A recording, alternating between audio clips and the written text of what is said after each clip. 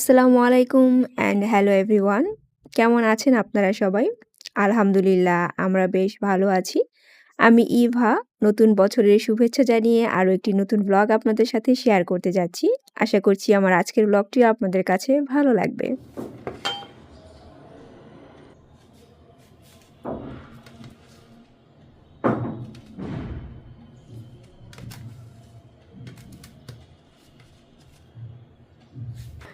Last ব্লগটা যেখানে শেষ করেছি, এটা হচ্ছে তার পরের দিনের সকালের ক্লিপ। এখন আমি বার্গার বানাচ্ছি। তবে বার্গার আমাদের নিজের জন্য বানাচ্ছি না। আমি যে শপে জব করি ওইখানে আরও ২ জন স্টাফ আছে। তাদের জন্য বানাচ্ছি আর তাদের বয়স না খুবই কম।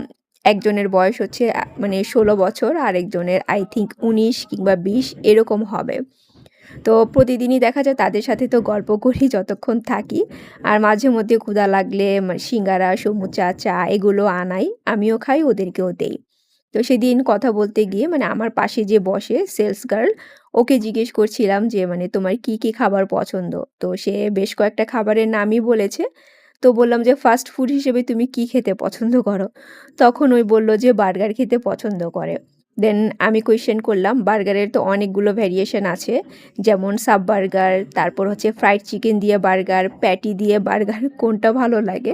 তো ওই বলল যে এনি কাইন্ড অফ বার্গার তার ভালো লাগে। তো আমি প্ল্যান করেছিলাম যেহেতু বছরের শেষ তাদেরকে কিছু একটা আমি রান্না করে খাওয়াবো। তো এত স্পেশাল কোনো কিছু তো করার সময় ইদানিং আমার থাকে না। তো ঝটপট করে কি করা যায়? এর জন্য আরকি তাদেরকে জিজ্ঞেস করছিলাম। তারপর বাসায় এসে দেখলাম আমার ফ্রিজে হচ্ছে ২ টা চিকেন প্যাটি বানানো আছে। কারণ আমি সবসময় হচ্ছে লিয়ানার জন্য স্কুলে যেহেতু দেই তো এরকম প্যাটি ফ্রিজে ফ্রোজেন করে রাখি। তো ২ টাই আছে, বেশি ছিল না। তো ২ টা ভেজে নিয়েছিলাম। গতকালকে রাতেই ভেজে রেখেছি কারণ সকালবেলা তো সময় পাবো না। সেই সাথে তো ওদেরকে বার্গার দিলে লিয়ানা অবশ্যই খেতে চাইবে। তাই কালকে যে পিজ্জা বানিয়েছিলাম ওইখানে যে চিকেন দিয়েছিলাম আমি ছোট, ছোট করে কেটে ওগুলো একটু বেশি করে দিয়েছি। তো ওইগুলো দিয়ে হচ্ছে লিয়ানার জন্য বানাচ্ছি আর প্যাটি দিয়ে ওদের ২ জনের জন্য ২ টা বানাচ্ছি। মেয়োনিজটা হচ্ছে আমি গতকালকে রাতেই বানিয়ে রেখেছিলাম। বার্গারের জন্য যে মেয়োনিজ লাগে সেটাও আমি রাতেই রেডি করে রেখেছিলাম। এখন সকালে হচ্ছে জাস্ট অ্যাসেম্বল করছি। শীতের সময় এমনিতেই তো ঘুম থেকে উঠতে ইচ্ছে করে না। আমি যে অ্যালার্ম সেট করি তারও দেখা যায় ১৫-২০ মিনিট পর ঘুম থেকে উঠি। তারপর কোনো রকম ব্রেকফাস্ট করে দৌড়ের উপরে অফিসে চলে যাই। তো এগুলো করতে গিয়ে আমার আজকে হচ্ছে সকালবেলায় ঘুম থেকে উঠতে হয়েছে। কারণ এই ধরনের জিনিস রেডি করতে গেলে তো ঝটপট করাও যায় না। আবার করতে গেলে দেখা যাবে টেস্টও ভালো আসবে না। ২ দিকেই প্রবলেম। তাই হচ্ছে একটু আর্লি ঘুম থেকে উঠেছি। দেন আমি হচ্ছে হঠাৎ করে আমার মনে পড়ল হয়তোবা বার্গারের এই বক্সগুলো আমার ঘরে আছে। তো দেখলাম যে আসলেই আছে। তো এগুলোতেই নিয়ে নিচ্ছি।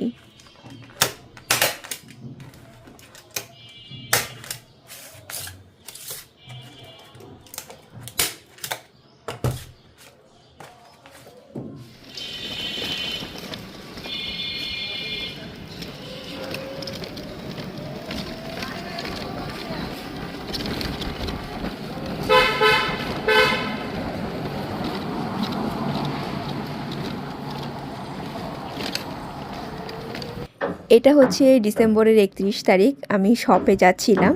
আর এই যে এই ইয়ুথ ক্লাবটা দেখতে পারছেন। আগে লিয়ানাকে স্কুলে দিয়ে, লিয়ানা তো আগে মানারাতে পড়তো। এটার পাশেই হচ্ছে তার স্কুল। তো আমরা সব ভাবিরা মিলে এখানে হচ্ছে প্রচুর আড্ডা দিতাম আর হাঁটাহাঁটি করতাম। তো এইটাতে অনেক মেমোরি প্লাস হচ্ছে আমি এখানে সুইমিংও শিখেছি এই ইয়ুথ ক্লাবের ভিতরে। তো একটু রেকর্ড করলাম। দেন অফিস থেকে এখন বাসায় চলে এসেছি। আর আমি হচ্ছে আজকে আরএমকে দায়িত্ব দিয়েছিলাম যে খুদের যে ভাত সেটা রান্না করে রাখার জন্য। তো সে হচ্ছে অলমোস্ট বসিয়েছে। আমি আজকে একটু আর্লি চলে এসেছি আর আসার পর দেখি যে সেটা এখনও রেডি হয়নি।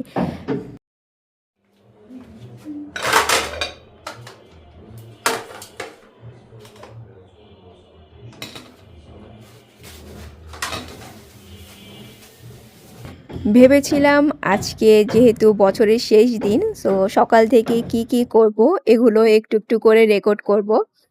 কিন্তু কষ্টের ব্যাপার হচ্ছে আমি সেগুলো আর সম্পূর্ণ সবকিছু রেকর্ড করতে পারিনি।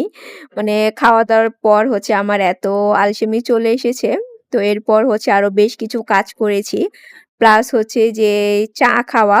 তো ভাবলাম যে বছরের শেষের দিন চা খাচ্ছি, আরেম রান্না করছে, এটা একটু ভালো মতো রেকর্ড করব। কিন্তু এটা আর করা হয়নি। তো এই যে একবার মানে কি হয় শীতের সময় যে ব্ল্যাঙ্কেটের নিচে গেলে আর নড়াচড়া করতে ইচ্ছে করে না। যতই মানে প্ল্যান করি না কেন, মন চায় যে ওইটার ভিতরেই বসে থাকবো। তো ওইটার ভিতরে বসেছিলাম, চা খেয়েছি কিন্তু কোনো কিছু আর রেকর্ড করা হয়নি। শীতের সময় রান্না করতে যতটা মজা লাগে, পানি ধরতে ততটাই বিরক্ত লাগে। ঠিক গরমের সময়ও মানে তার উল্টা। দেখা যায় রান্না করতে বিরক্ত লাগে কিন্তু পানির কাজ করতে অনেক ভালো লাগে। তো মাঝে মধ্যে শীতের সময় হয় কি, মাঝে মধ্যে না সবসময় পানি ধরতে ধরতে না একটা সময় হাত এমন অবশ হয়ে যায় যে পানি গরম না ঠান্ডা কোনো কিছুই ফিল করি না। তারপরও মনে করেন কাজ করেই যাই। যদিও শীতের সময় মানে কাজ করার জন্য বিভিন্ন ধরনের এখন গ্লোভস বের হয়েছে কিন্তু আমি হচ্ছে ওইগুলো কোনো কিছুই কিনিনি। কারণ আমি না একটা থালাবাটি বের হলে দেখা যায় যে আমাকে ওই একটা জিনিসই সাথে, সাথে ওয়াশ করতে হবে। একদম সিঙ্কের মধ্যে জমিয়ে স্তূপ করে তারপর যে ওয়াশ করা সেটা আমি করতে পারি না। তো এর জন্য মূলত আমি কোনো গ্লোভস কিনি না। কারণ কেনার পর দেখা যাবে হয়তোবা পরবো, পরার পর একটু পর, পর একটা করে বের হবে, ওয়াশ করবো, আবার খুলবো, আবার পরবো। তো এটা খুবই একটা বিরক্তিকর ব্যাপার। তাছাড়া সেই জিনিসটা মানে শুকা দেওয়ার জন্য একটা জায়গাও লাগবে। তো মূলত এই সকল কারণে হচ্ছে আমি কোনো ক্রপস কিনি না, এমনিতেই কাজ করি।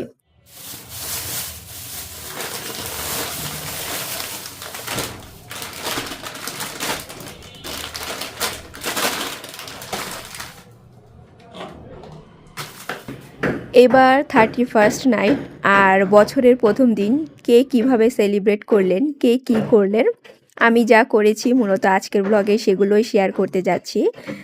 তো আমি হচ্ছে 31st নাইট উপলক্ষে একটু ডিফারেন্ট কিছু মানে চিন্তা করেছিলাম। ডিফারেন্ট বলতে তেমন স্পেশাল কোনো কিছুই না।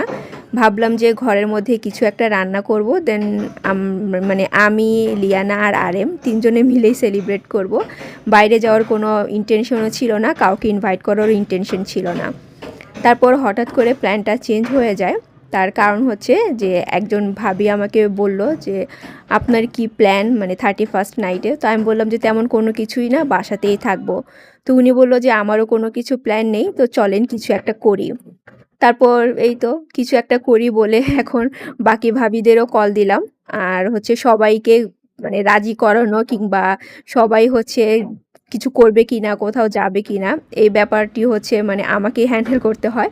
মানে যে কেউই কোনো কিছু প্ল্যান করুক না কেন, আমার উপর দায়িত্ব দিবে যে সবাইকে কল দেওয়ার জন্য, সবার কাছ থেকে কনফার্মেশন নেওয়ার জন্য। তা আমি একে, একে সবাইকে কল দিলাম। তো সবাই বলল যে, "না, কারোই কোনো প্ল্যান নেই।" তো ভাবলাম যে যেহেতু কারো কোনো কিছু প্ল্যান নেই তো আমরা সবাই মিলে কিছু একটা করি।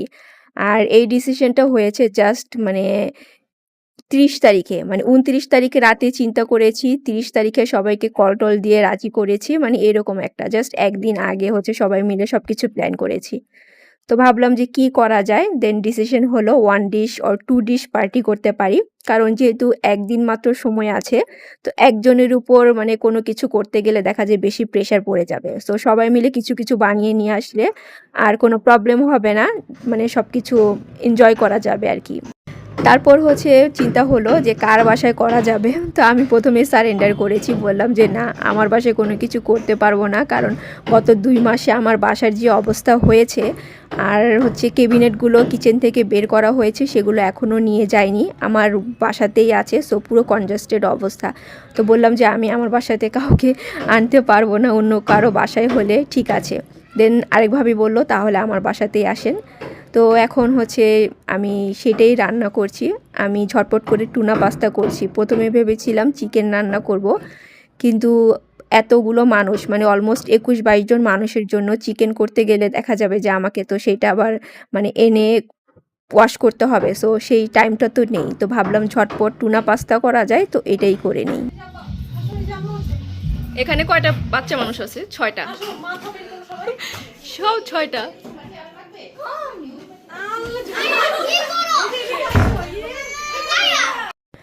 তো এই হচ্ছে আমাদের 31st night dinner.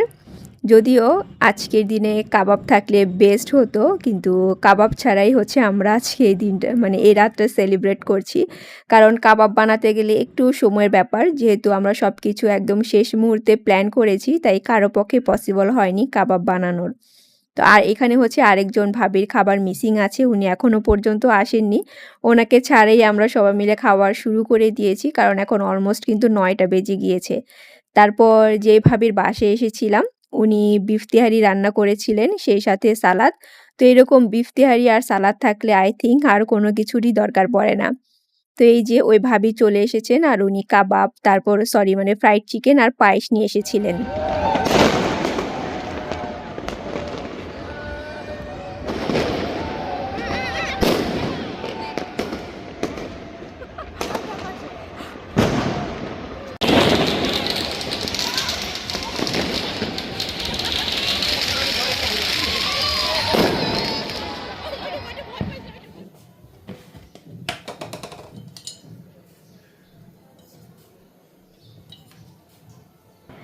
Happy new ইয়ার এভরিওয়ান।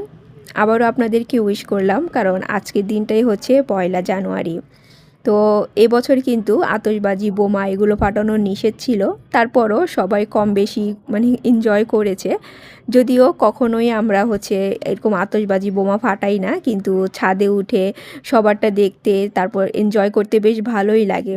তো আমরা তো ভাবিদের বাসায় ছিলাম, আর আমার বাসা ভাবির বাসা হচ্ছে পাশাপাশি, মানে পাশের গলিতেই।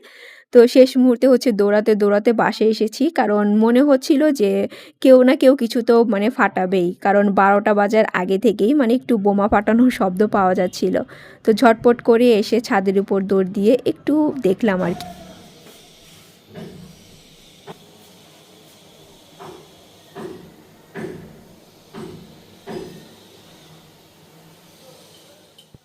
ভেবেছিলাম আজকের সকালে একটু স্পেশাল কিছু ব্রেকফাস্ট রেডি করব, যেহেতু বছরের ১ম দিন, কিন্তু উঠেছি ঘুম থেকে লেট করে।